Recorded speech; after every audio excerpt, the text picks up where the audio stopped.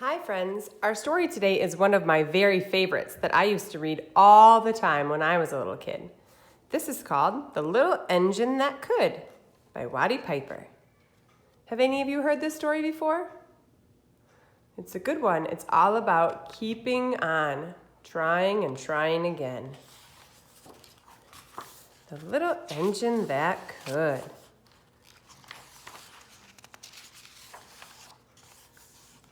Chug, chug, chug, puff, puff, puff, ding dong, ding dong. The little train rumbled over the tracks.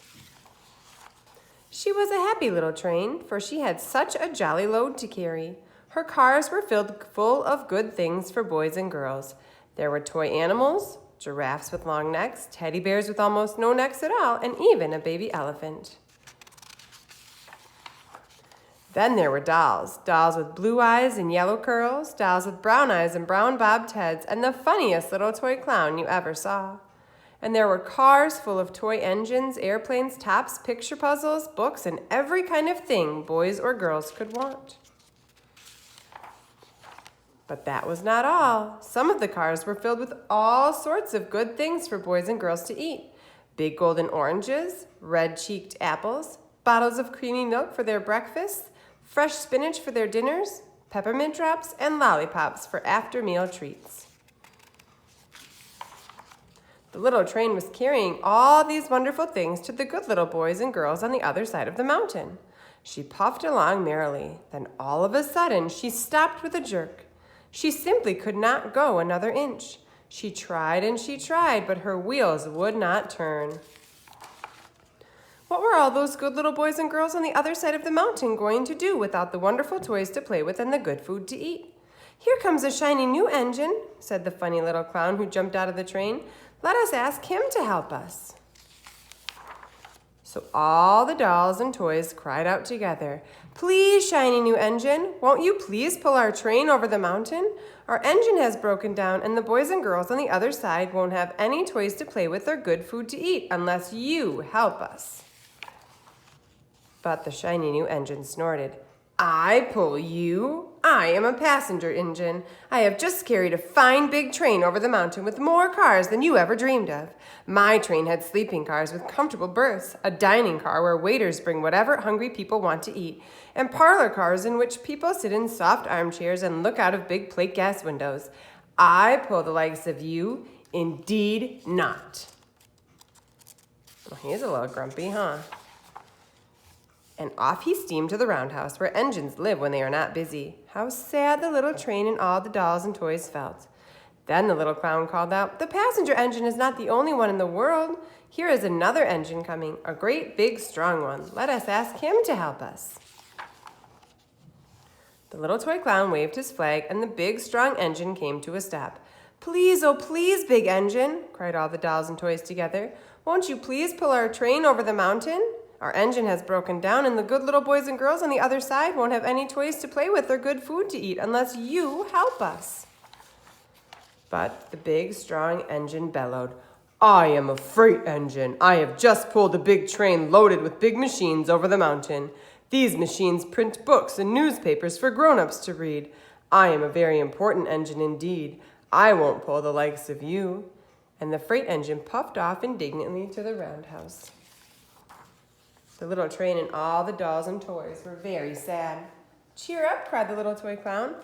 "The freight engine is not the only one in the world. Here comes another. He looks very old and tired, but our train is so little, perhaps he can help us." So the little toy clown waved his flag, and the dingy, rusty old engine stopped. "Please, kind engine," cried all the dolls and toys together, "won't you please pull our train over the mountain? Our engine has broken down and the boys and girls on the other side won't have any toys to play with or good food to eat unless you help us." But the rusty old engine sighed. "I am so tired. I must rest my weary wheels. I cannot pull even so little a train as yours over the mountain. I cannot. And off he rumbled to the roundhouse chugging, I cannot. Then indeed the little train was very, very sad, and the dolls and toys were ready to cry. But the little clown called out, "Here's another engine coming, a little blue engine, a very little one. Maybe she will help us." The very little engine came chugging merrily along. When she saw the toy clown's flag, she stopped quickly. "What's the matter, my friends?" she asked kindly. "Oh, little blue engine," cried the dolls and toys, "will you pull us over the mountain?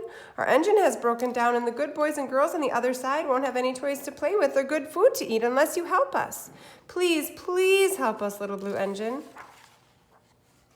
"Well, I'm not very big," said the little blue engine. "They use me only for switching trains in the yard. I've never been over the mountain." "But we must get over the mountain before the children awake," said all the dolls and toys. The very little engine looked up and saw the tears in the doll's eyes, and she thought of the good little boys and girls on the other side of the mountain who would not have any toys or good food unless she helped.